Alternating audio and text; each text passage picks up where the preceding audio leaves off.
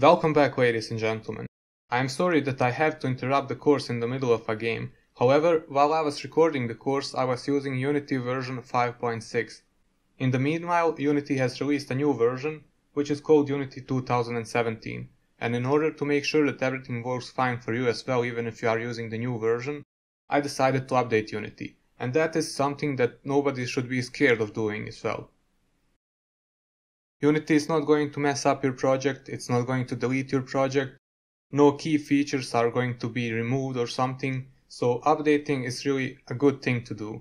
However, I would still advise you to back up your project folder before you update anything. I also did a fresh operating system install, so I had to back up my project anyways, and I'm going to re-import it right now. It's located right here, and my Unity projects directory is located in the E drive. It's right here. However, it might be on a different location for you.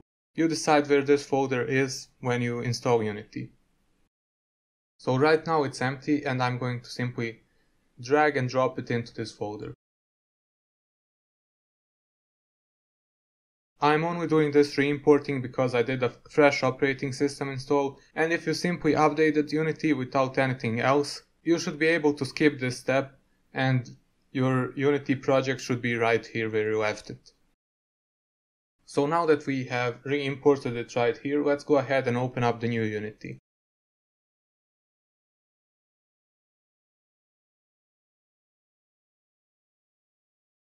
We can see that it automatically located our project.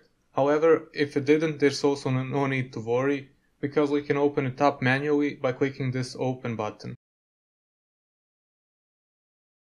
Find your folder, click on the project and click on Select.